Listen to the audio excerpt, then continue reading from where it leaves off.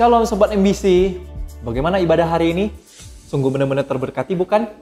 Ya kami sangat sukacita menyambut teman-teman yang sudah hadir bersama kami di sini. Dan juga kami menyambut teman-teman yang secara online dapat bergabung bersama kami di onsite.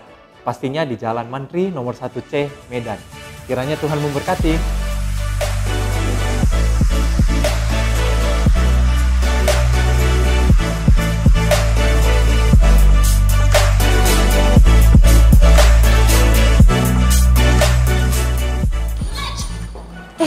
Lagi ngapain sih kok? Tunggu dulu start. Soalnya lagi greget nih, lagi main Mobile Legends. Aduh kok, itu nanti aja. Ini sekarang kita mau doa malam loh kok. Oh iya ya?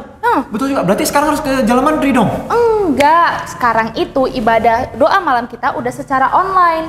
Dan untuk teman-teman yang mau bergabung, silahkan cek linknya di IG @methodistblessing. Udah kok, matiin itu, ayo sekarang. Iya, gua join sekarang deh. Yuk kita gerak terus. Oke. Pada bulan Oktober kali ini, Methodist Blessing Community mengangkat satu tema, yaitu Redeemed by Jesus and what we will do ketika kita sudah mengetahui bahwa kita ditebus. Oleh karena itu, mari bersama-sama belajar untuk bergabung dan juga mengalami firman Tuhan di dalam hidup kita. Tuhan Yesus memberkati.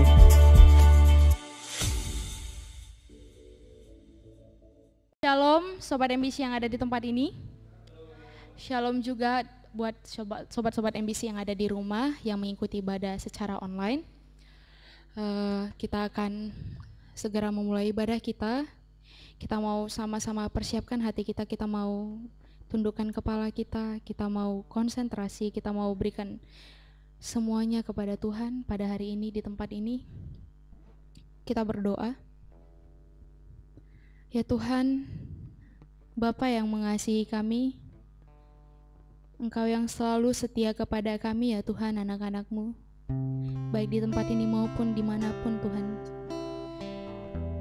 Tuhan, sekarang kami datang ke tempat ini, ke tempat kudus-Mu, karena kami juga ingin Tuhan untuk membuktikan kepada-Mu bahwa kami, anak-anak-Mu ini adalah anak-anak yang setia kepada-Mu Tuhan, seperti Engkau terlebih dahulu telah setia kepada kami. Tuhan, terimalah puji dan sembah kami pada hari ini, agar kiranya dapat berkenan di hati-Mu. Terima kasih Tuhan. Amin. Benar Tuhan, Engkau adalah Bapa yang benar-benar mengasihi kami. Kasih-Mu kekal ya Tuhan. Oleh karena itu Tuhan, kami datang semua ke tempat ini, masing-masing kami ya Tuhan Yesus. Karena Engkau sudah berkorban untuk kami ya Tuhan, dan Engkau telah membuat kami masing-masing menjadi berharga.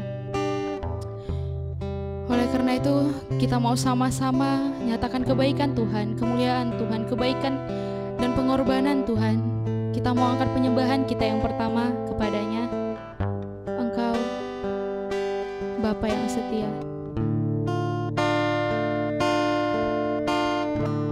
Sama-sama kita katakan, yang selalu mengasihiku dengan kasih yang kekal, pengorbananmu membuatku merasa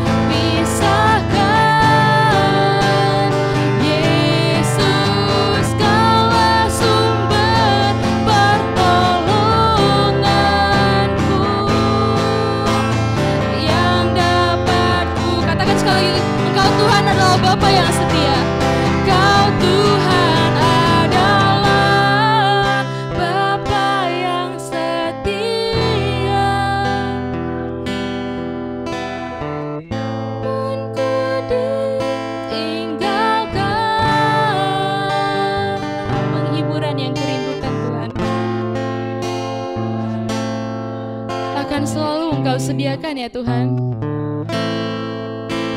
Selalu Kau sediakan, selamanya ku sembah Bapa yang setia. Takkan Kau biarkan ku terpisahkan. Yesus, Kaulah sumber pertolonganku, yang dapat ku percaya. Yesus, Kaulah sumber pertolonganku. Yesus, Kaulah sumber pertolonganku, yang dapat ku percaya. Benar Tuhan, hanya Engkau Tuhan, Allah kami yang dahsyat, Allah kami yang setia, sedari dulu hingga sekarang. Tuhan, Engkau adalah Allah yang teguh Tuhan, yang tak akan tergoncangkan baik oleh apapun yang terjadi di dunia ini. Kita mau katakan betapa dahsyatnya Tuhan, betapa luar biasanya Ia sebagai Allah kita. Kita mau angkat persembahan kita, Engkau tetap Allah. Betapa dahsyat Engkau Tuhan, Pencipta segala yang ada, dulu, sekarang, sampai selamanya. Katakan, hanya Engkau Tuhan, tak terselami pikiranmu, dan tak terukur panjang setiamu. Dulu, sekarang, sampai selamanya, hanya Engkau Tuhan selamanya.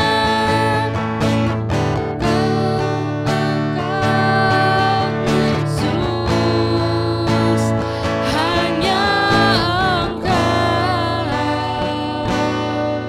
Allah di hidupku, dan tiada yang lain ya Tuhan.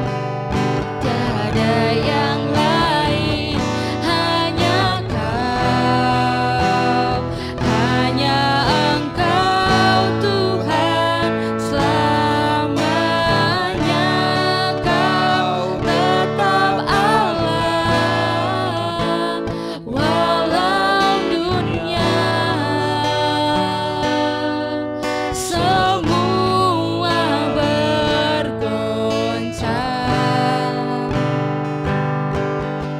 tak tergoyahkan. Kau tetap Allah.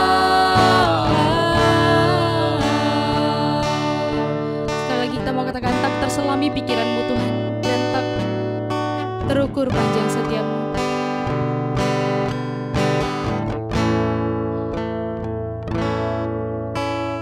Tak terselami pikiranmu, dan tak terukur panjang setiamu. Dulu, sekarang, sampai selamanya,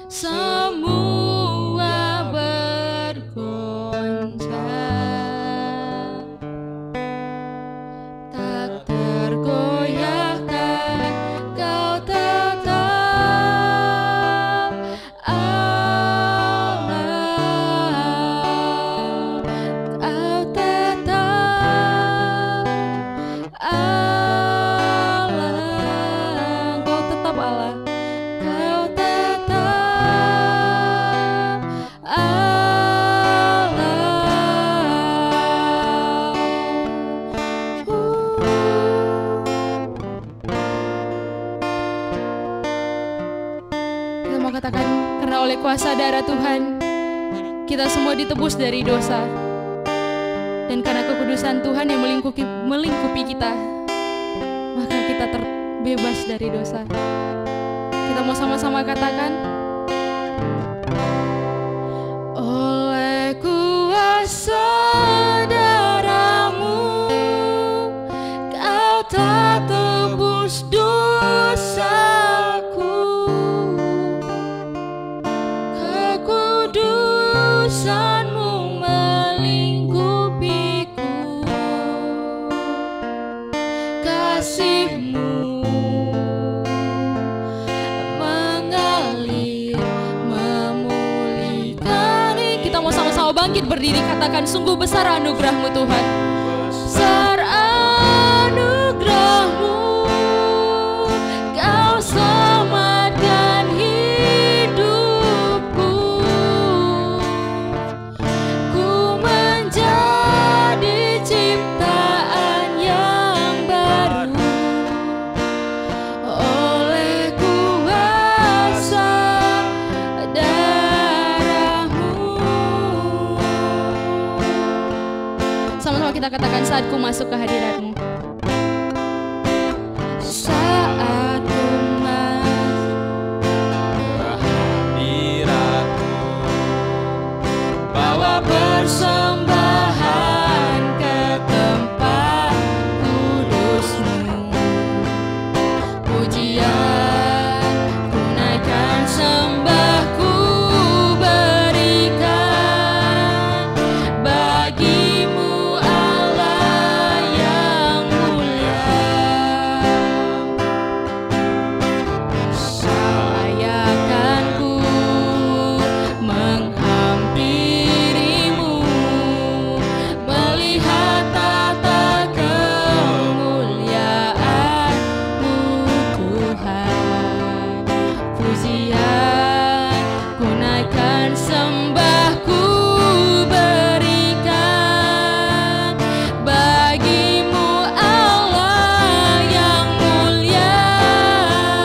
Oleh kuasa darah-Mu, Kau telah tebus dosaku. Kekudusan-Mu melingkupiku, kasih-Mu mengalir memulihkan hidupku. Sungguh besar anugerah-Mu, Kau selamatkan hidupku. Ku menjadi ciptaan yang baru oleh kuasa darah-Mu. Sekali lagi kita katakan, oleh kuasa darah-Mu saja ya Tuhan.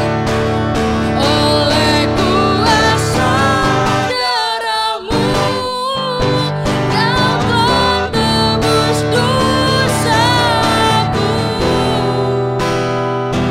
Kekudusan-Mu melingkupiku, kasih-Mu Tuhan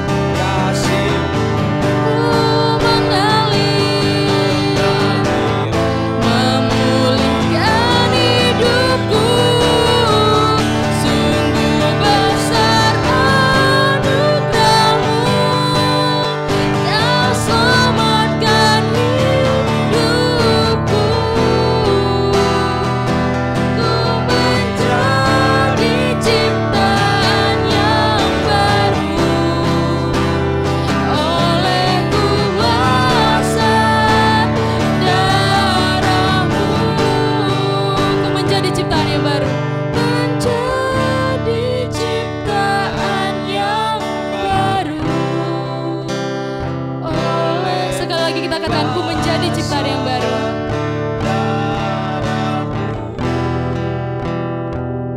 Ku menjadi ciptaan yang baru oleh kuasa darah-Mu.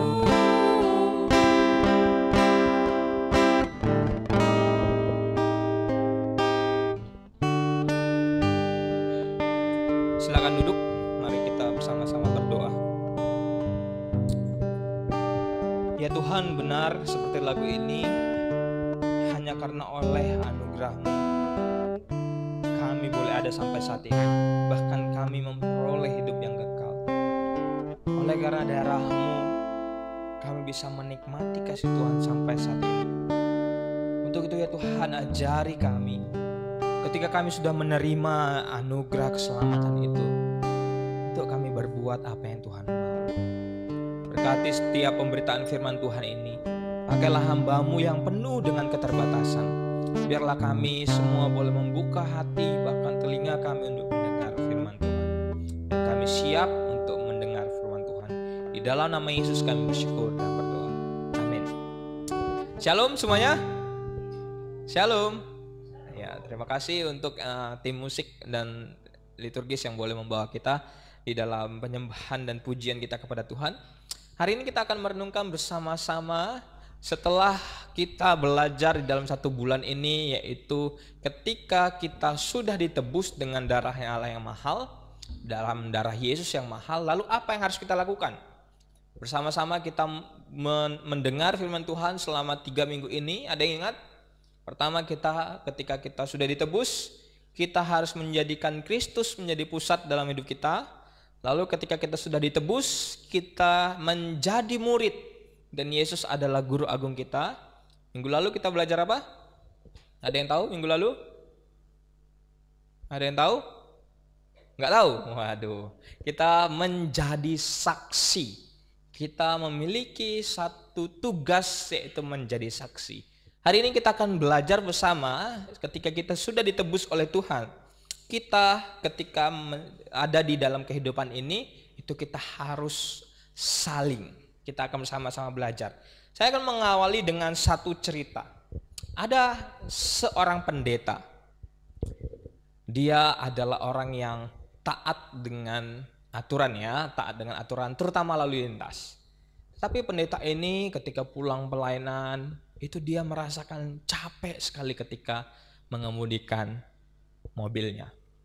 Satu ketika akhirnya dia lost control, lalu tiba-tiba gubrak, menabrak mobil. Otomatis mobilnya, yang punya mobil depannya itu keluar. Rupanya orangnya tinggi besar, 2 orang. Tinggi besar 2 orang. Lalu berkata, "Hei, apa yang kamu lakukan dengan mobilku? Kenapa kamu tabrak?" Gitu dia berkata, "Aduh, sorry banget," gitu ya. Sorry, mau baku pukul ya kan. Kalau misalnya mau dipukul gak mungkin, baru berkhotbah ya kan. Baru berkhotbah masa berantem gitu ya. Sorry saya yang salah, saya akan ganti rugi. Gak bisa seperti itu. Kamu harus ganti rugi. Kamu harus saya pukul gitu ya. Tiba-tiba di tengah-tengah kericuhan itu ada beberapa jemaatnya yang pulang juga. Yang pulang dari ibadah itu. Stop. Jangan, ini pendetaku. Jangan kamu apa-apain. Nanti saya akan ganti rugi semuanya. Nah, pendeta itu kemudian berterima kasih. Saking berterima kasihnya, ketika itu dekat Natal, pendeta itu datang ke rumah mereka membagikan bingkisan Natal. "Terima kasih, selamat Natal ya, sudah membantu saya kemarin. Kalau enggak saya akan dihantam habis."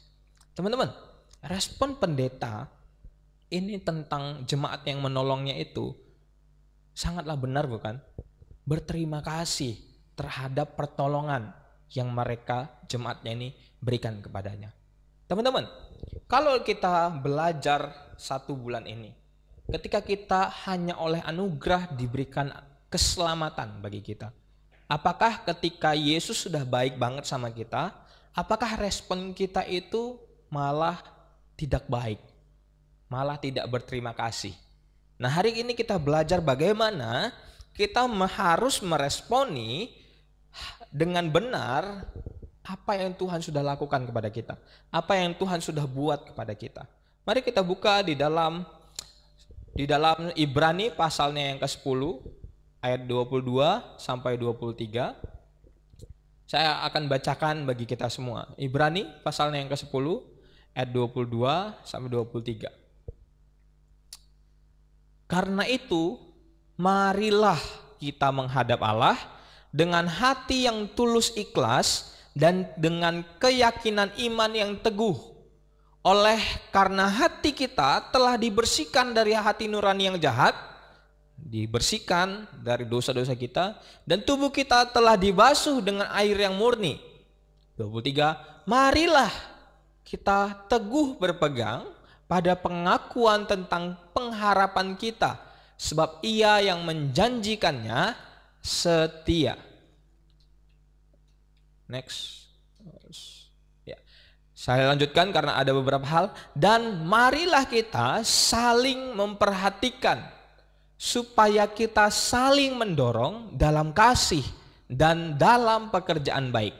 Janganlah kita menjauhkan diri dari pertemuan-pertemuan ibadah kita seperti yang dibiasakan oleh beberapa orang, tetapi marilah kita saling menasehati, dan semakin giat melakukannya menjelang hari Tuhan yang mendekat.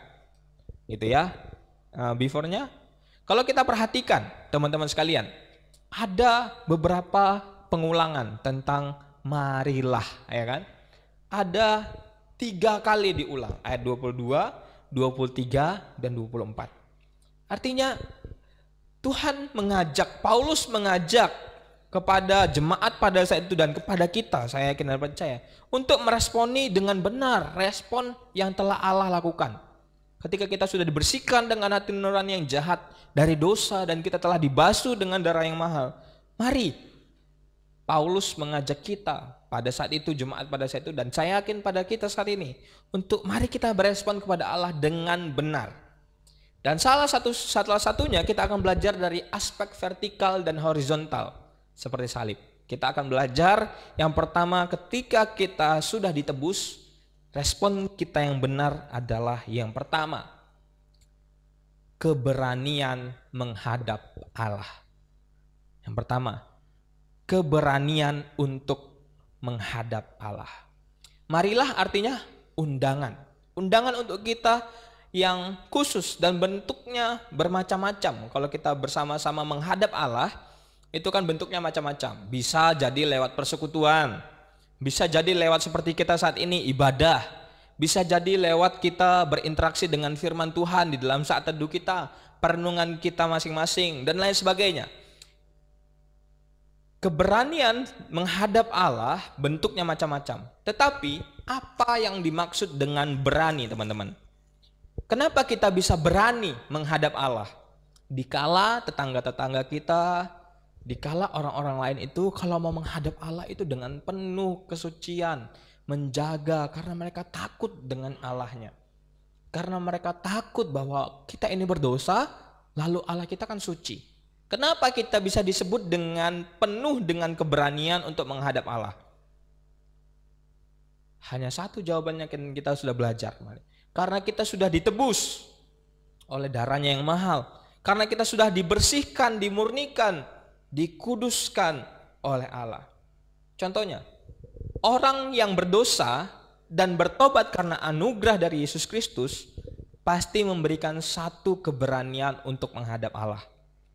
Pasti memiliki satu keberanian untuk menghadap Allah karena memiliki satu thankfully, kayak respon untuk bersyukur kepada Allah.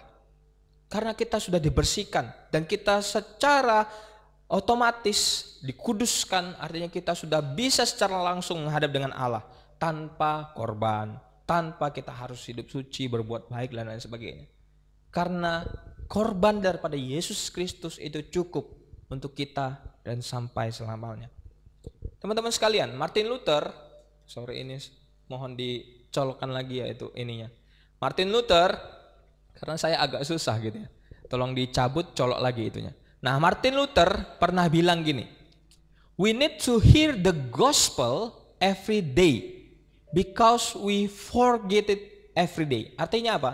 Martin Luther mengatakan kepada kita bahwa kita itu perlu untuk mendengar firman setiap hari.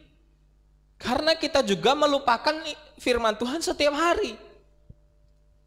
Jadi kita seharusnya bersandar kepada Injil, karena Injil itu yang memberikan keberanian kita untuk menghadap kepada Allah. Injil lah yang membawa kita untuk berani. Oh, karena Tuhan dekat sama kita, untuk itu kita harus dekat sama Tuhan. Injil itu yang membebaskan kita. Teman-teman yang terkasih, banyak sekali saat ini orang itu merasa sombong. Bukan karena Injil saya datang kepada Allah, bukan karena saya sudah dimurnikan saya datang kepada Allah, tetapi membawa kesombongan menghadap Allah. Contoh ke ibadah. Banyak orang-orang datang ke gereja itu seperti, oh aku karena baik lah, karena orang-orang baik itu biasa kumpulnya di gereja. Ya udah, karena saya baik, ya udah saya datang aja ke gereja. Banyak orang-orang merasa bahwa karena saya diperlukan di gereja, makanya saya datang. Bukan karena Injil, bukan karena satu pengalaman pribadi dengan Allah yang begitu berdampak dan mengubahkan hidupnya. Bukan, banyak orang seperti itu, sayang sekali. Tapi hari ini di dalam hidup kita, ketika kita berani menghadap Allah, ketika kita memiliki keberanian menghadap Allah, dasarilah teman-teman, kalau sebenarnya keberanian kita itu sudah dimurnikan oleh Tuhan, makanya kita bisa berani dan kita hanya bersandar kepada anugerah dari Yesus Kristus. Itulah yang pertama. Meresponi keselamatan daripada Tuhan, penebusan daripada Tuhan, kita harus memiliki keberanian yang benar, tanda kutip ya, yang benar untuk datang kepada Allah. Kita harus bersandar pada Injil, bersandar kepada Yesus, bukan karena perbuatan baik saya, bukan. Tetapi karena kita sudah mengalami kebaikan Yesus yang sudah menyelamatkan kita, menebus kita, makanya kita harus berani menghadap kepada Allah. Yang kedua,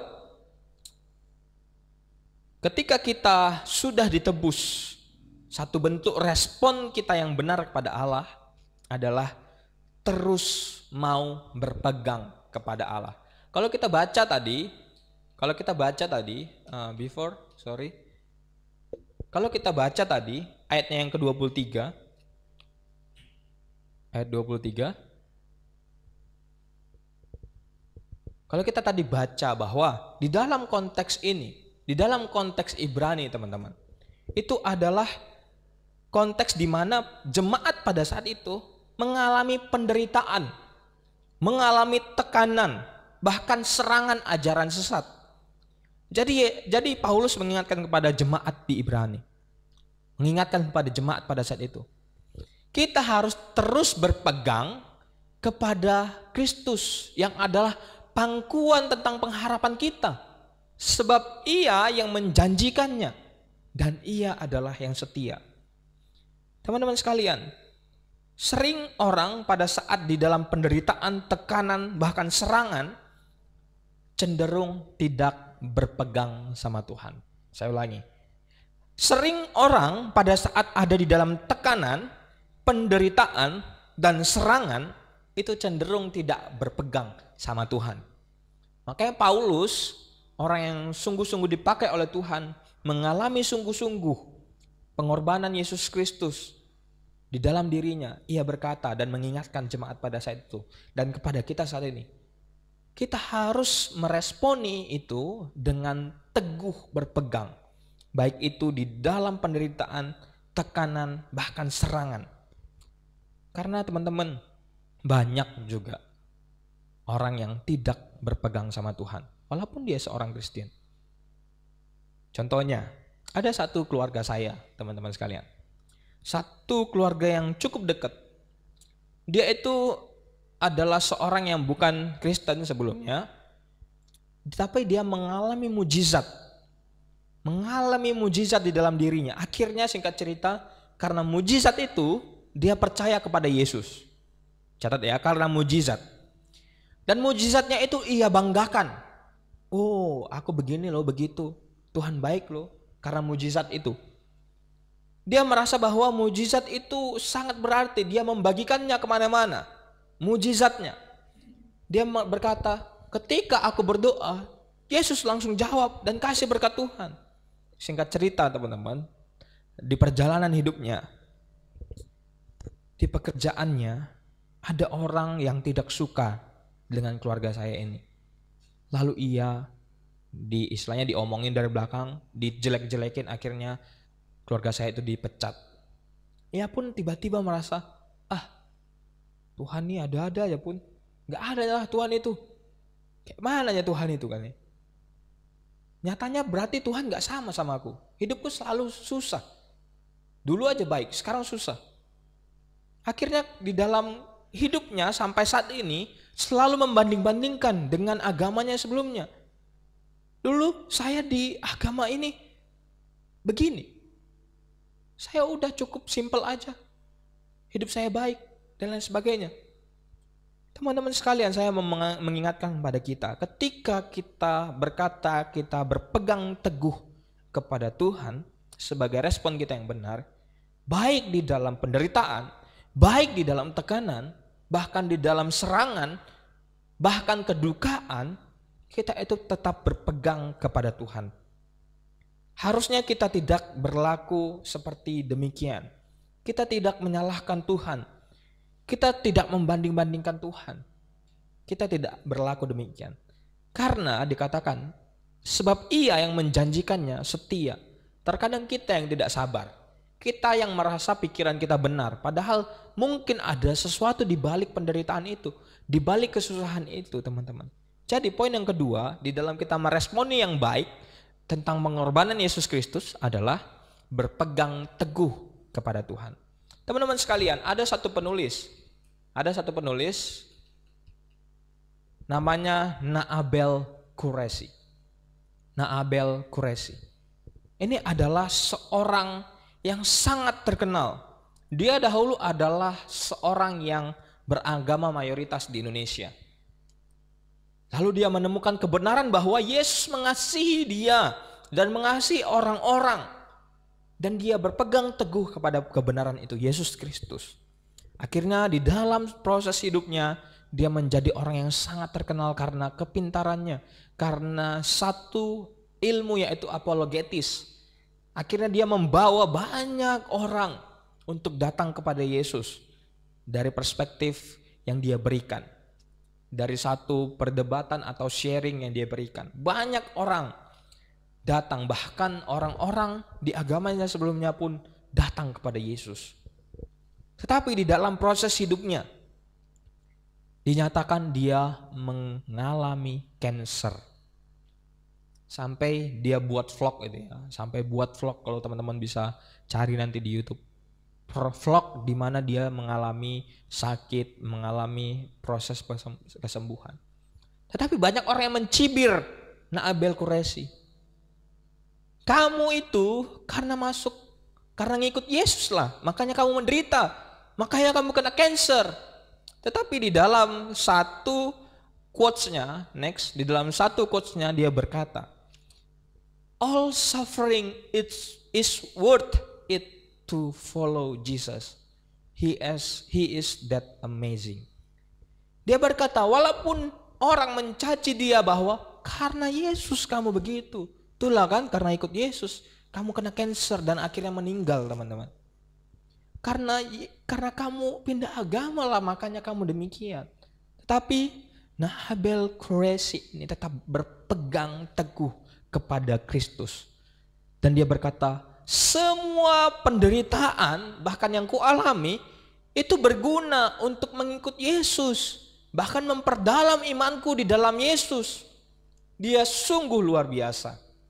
Teman-teman, inilah ciri bagaimana ketika orang meresponi betul-betul kasih Tuhan, pengorbanan Yesus Kristus bagi dirinya adalah tetap berpegang kepada Kristus.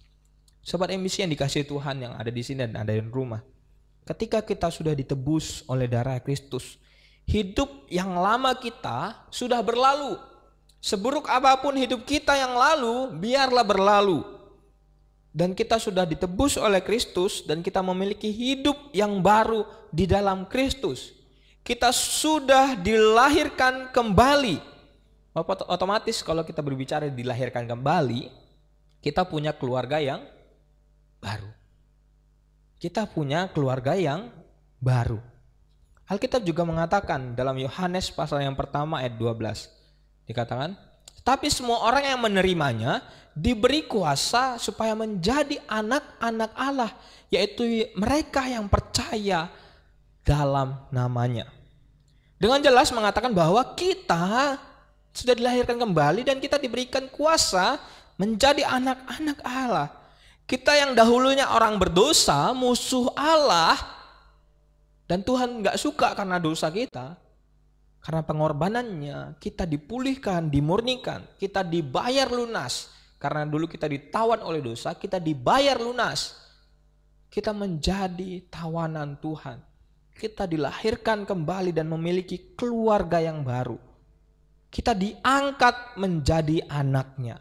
Dari dahulunya tawanan dosa, dilunaskan dengan darah yang mahal, menjadi tawanan Tuhan, menjadi budak atau hamba Tuhan, lalu diangkat menjadi anaknya.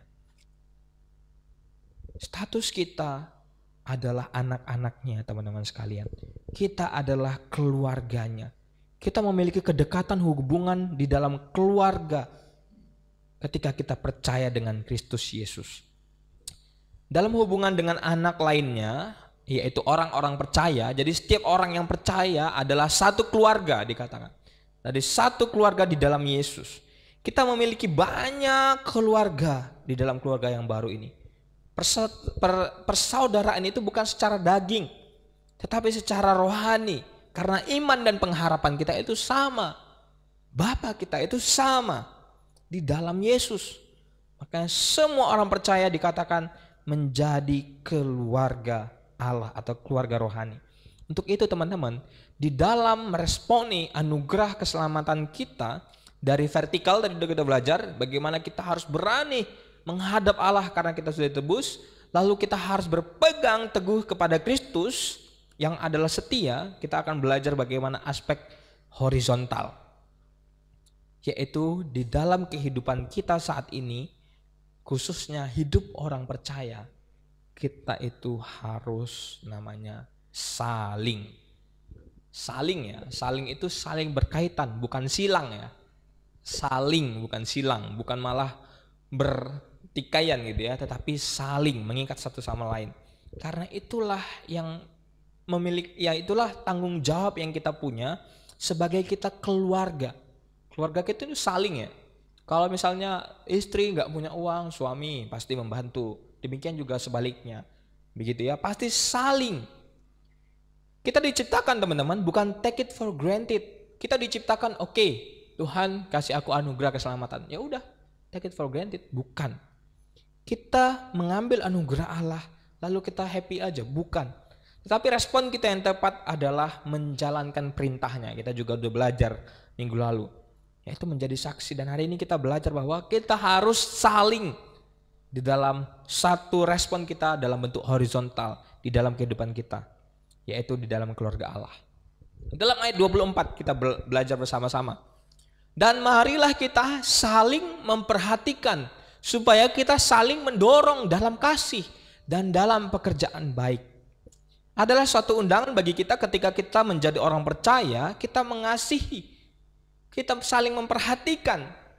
Teman-teman sekalian, next, kalau kita belajar, kalau saya pelajari di dalam kata dari memperhatikan ini, kata aslinya itu kata nomen, itu berarti bukan hanya melihat, memperhatikan gini ya, saya memperhatikan bangku itu, bukan hanya memperhatikan begini, tapi di dalam bahasa Inggrisnya, ESV atau NIV itu artinya consider.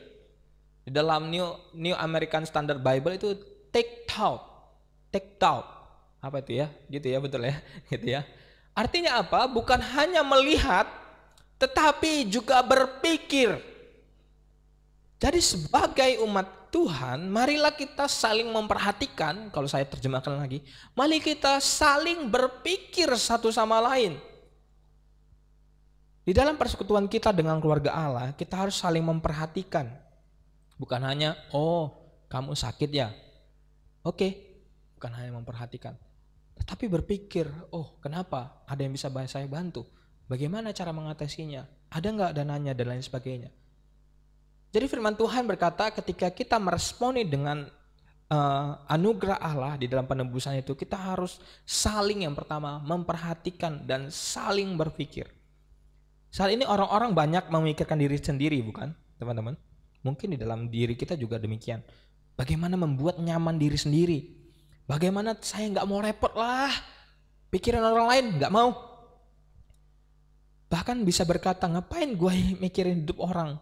Hidup gue aja gue pikirin, udah banyak pikirannya gitu ya. Tapi firman Tuhan mengatakan pada kita hari ini adalah, mari kita saling memperhatikan, bahkan saling memikirkan satu sama lain. Next, tanda seseorang sudah menerima anugerah keselamatan adalah saling memperhatikan. Katakan kiri kanannya, yuk mari sama-sama saling memperhatikan, gitu ya. Katakan. Ya, kita harus saling memperhatikan. Tanda sebagai seorang sudah menerima anugerah keselamatan adalah saling memperhatikan. Bukan hanya memperhatikan, melihat, tetapi juga berpikir bersama menyelesaikan suatu pergumulan, teman-teman. Kisah yang paling tepat untuk menjadi contoh sebagai perkumpulan orang percaya adalah jemaat mula-mula. Teman-teman kalau baca, para pengikut Kristus pada jemaat mula-mula itu adalah orang-orang yang saling. Bahkan dikatakan ketika mereka memiliki satu kesulitan, seseorang itu berani menjual seluruhnya karena dia berpikir engkau lebih membutuhkan. Kita saling membutuhkan.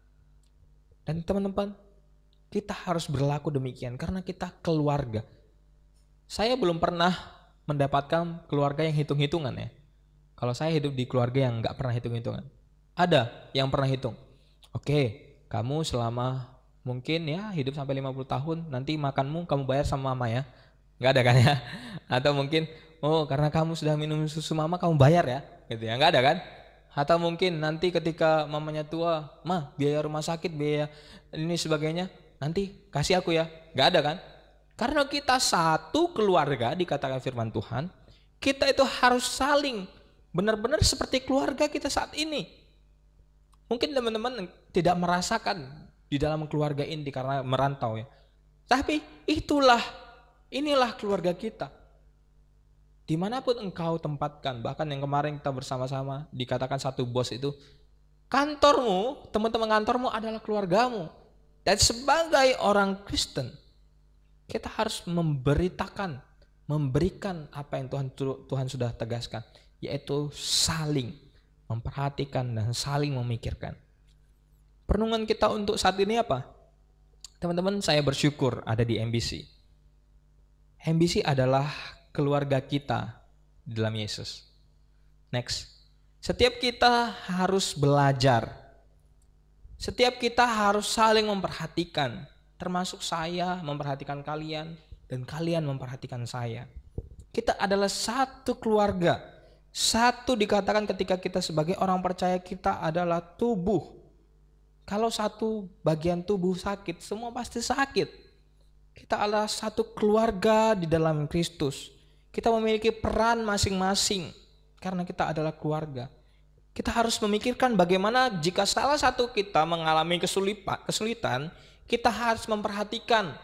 Bahkan kata firman Tuhan, bukan hanya memperhatikan, tapi saling memikirkan di saat kesulitan ada di dalam kita, di dalam setiap kita anggota.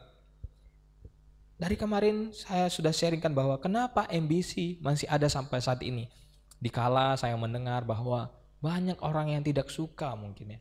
Banyak orang yang mungkin ingin merebut MBC, banyak orang yang mungkin menjatuhkan MBC. Tapi saya katakan, kenapa MBC masih ada sampai saat ini? Karena masih ada rencana Tuhan di dalamnya. Karena masih ada rencana Tuhan di dalamnya. Amin. Kenapa kita merasa bahwa mungkin di antara kita mengalami bahwa kenapa kita stagnan, begini-begini aja? Mengapa kita mengalami stagnan? Teman-teman, kami pernah sharing bahwa di dalam MBC, kalau kita belum solid, belum ada kekompakan di antara kita, kita belum ada kata saling di antara kita, kita tidak akan bisa meresponi anugerah keselamatan itu. Sebenarnya sangat gampang Tuhan memberikan jiwa. Tapi kalau kita belum siap teman-teman, belum saling, mungkin nanti jemaat akan menjadi batu sandungan ketika ia datang. Kenapa sih pengurusmu belum saling? Untuk itu menjadi perenungan bagi kita saat ini. Kita adalah keluarga, bahkan grup kita dikatakan keluarga MBC gitu ya. Kita harus saling. Ya, tidak gampang untuk berkata atau untuk bertindak saling. Tetapi mari kita belajar bersama-sama, termasuk saya juga belajar bersama-sama untuk saling memperhatikan, saling berpikir untuk kebaikan kita bersama. Kita bisa berintrospeksi diri untuk memikirkan satu sama lain. Tapi harus kita pertahankan karena firman Tuhan hari ini untuk kita bersama-sama saling memikirkan dan memperhatikan satu sama lain. Teman-teman yang terkasih, yang kedua, sebagai orang yang telah ditebus dan statusnya sebagai keluarga rohani, keluarga di dalam Kristus, kita punya peran yaitu saling mendorong dan saling mengasihi dalam pekerjaan baik. Bahkan dikatakan di ayat 25, sampai karena kerajaan Tuhan sudah dekat, karena hari Tuhan sudah mendekat. Teman-teman, saat ini kita sudah melihat tanda-tanda akhir zaman ya, banyak krisis dan lain sebagainya. Kita tahu teman-teman, mungkin ancaman resesi, terhentinya perputaran perekonomian seluruh dunia mungkin mengancam kita. Semua orang berbondong-bondong menjaga hartanya, memikirkan agar supaya nggak bangkrut nih, supaya nggak ada uang lagi nanti, kacau gitu ya. Memikirkan bahwa agar supaya saya tetap hidup. Pokoknya bodoh amat lah untuk yang lain. Itu bukan urusanku. Teman-teman sekalian, sebagai pengikut Kristus hari ini kita diingatkan bersama-sama. Sebagai keluarga di dalam Kristus, kita itu harus saling memiliki tanggung jawab untuk mendorong di dalam kasih dan perbuatan baik. Bersyukur teman-teman, MBC memiliki hati yang sangat tulus untuk berbagi kasih kepada orang-orang yang kurang beruntung. Anak-anak panti, orang-orang di jalanan, kita bersama-sama sudah melakukannya. Kita mengumpulkan bersama-sama bahkan dana dari dompet kita masing-masing untuk berbagi kasih kepada orang-orang yang kurang beruntung. Itulah bentuk saling mendorong dalam kasih sebagai kita keluarga dan melakukan pekerjaan baik. Makanya kita akan teruskan program itu di MBC karena itu adalah bentuk respon kita yang terbaik kepada Tuhan. Sebagai bentuk kita mengasihi secara horizontal, mengasihi sesama kita. Teman-teman, saya yakin percaya ketika kita sungguh-sungguh percaya dan ditebus oleh Kristus, otomatis buah kita bukan buah yang masam. Buah kita akan menjadi buah yang manis. Karena kita percaya kalau kita ditebus, image of God Tuhan ada di dalam diri kita kembali. Kasih Bapa, kesetiaan Bapa, pengasihannya, hatinya juga ada di dalam diri kita teman-teman sekalian. Allah kita yang adalah Allah kasih, otomatis kita jika sungguh-sungguh Kristus ada dalam kita, kita juga pasti mengasihi orang lain. Orang Kristen mau berbuat baik, melakukan kasih itu bukan karena memang dia mau buat baik, bukan. Melainkan kita bisa berbuat baik karena perbuatan baik sudah diberikan kepada kita. Lewat pengorbanannya di atas kayu salib, menebus kita yang berdosa. Begitu kasihnya Yesus kepada kita, makanya kita bisa berbuat baik. Ingat selalu Injil yang memampukan kita. Saya katakan itu ya. Hanya karena Injil yang memampukan kita, bahkan kita berjalan sampai saat ini. Kalau berjalan saja itu karena Injil, apalagi perbuatan baik kita, apalagi semua hal yang kita lakukan.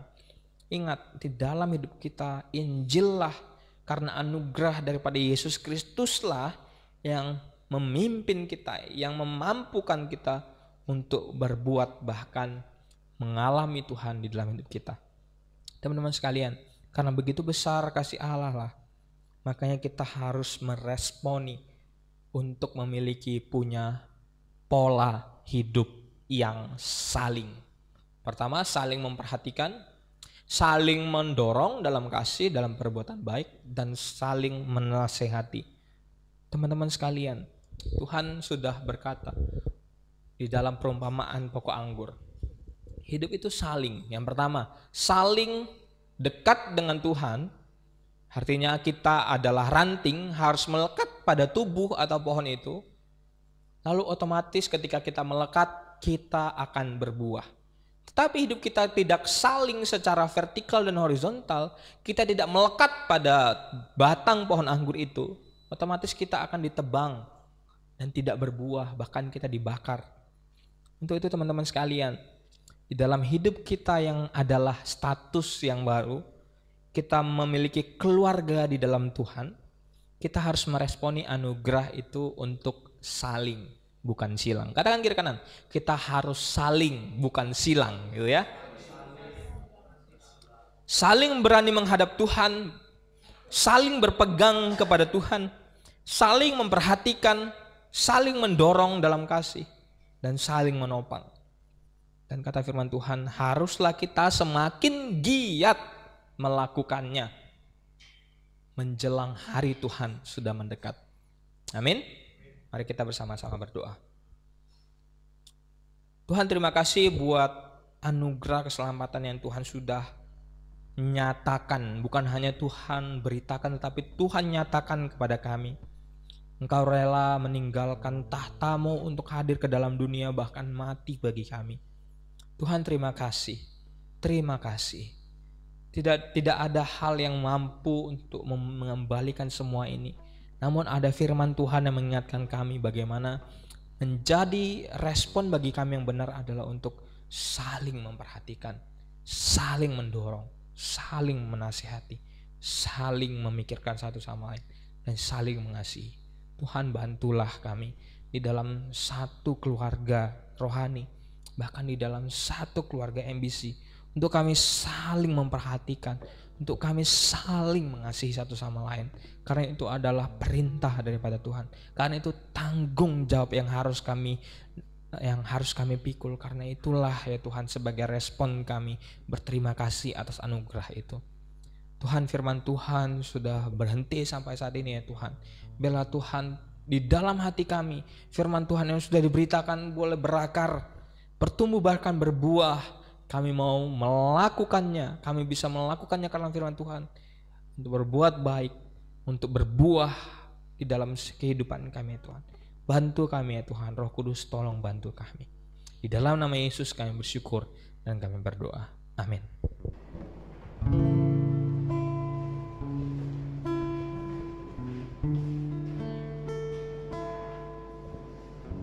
Saat ini kita mau sama-sama mengumpulkan persembahan kita. Kita mau sama-sama berdoa juga. Tuhan, saat ini di tangan kami masing-masing sudah ada persembahan yang akan kami persembahkan kepadamu Tuhan. Kiranya Tuhan persembahan ini dapat digunakan sesuai kehendak-Mu.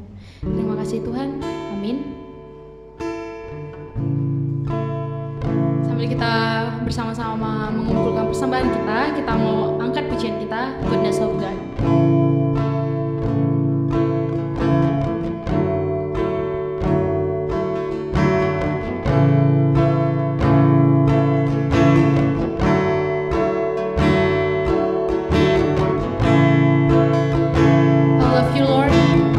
Your mercy never fails me.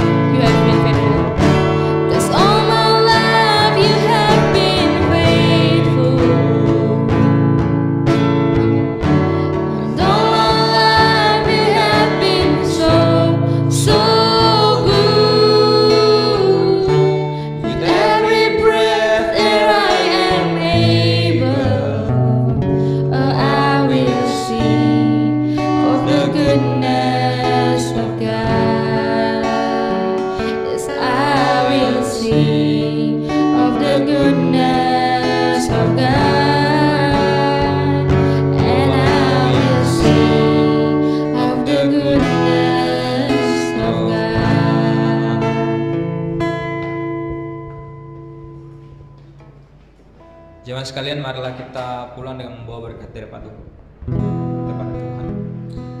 Kiranya kasih daripada Allah Bapa yang dinyatakan melalui kasih pengorbanannya di atas kayu salib melalui Yesus Kristus, kekuatan serta penghiburan daripada Roh Kudus menyertai setiap kita mulai hari ini, besok dimanapun engkau berada, dan sampai selama-lamanya.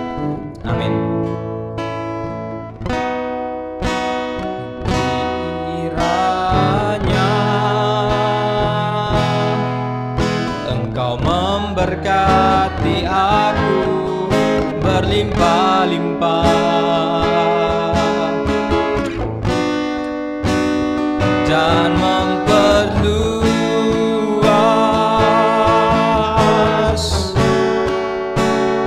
daerahku,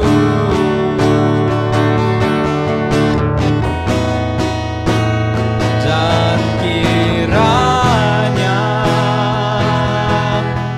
tanganmu menyertai aku dan melindungi aku daripada malapetaka,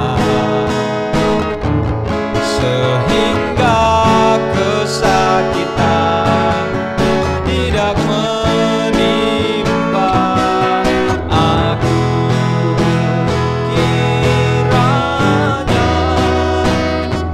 Kiranya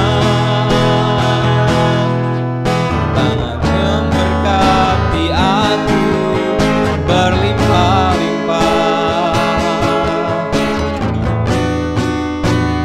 dan memperluas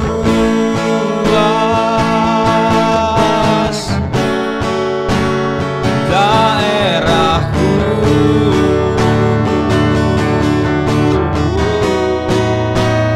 dan kiranya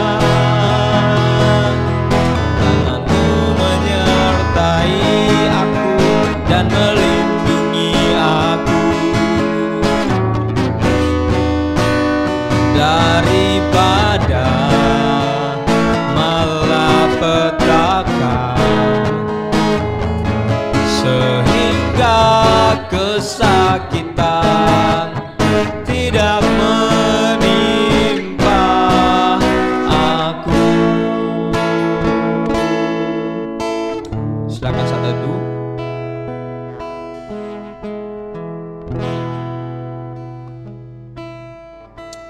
Amin. Kasih salam kiri kanannya, katakan Tuhan Yesus memberkati.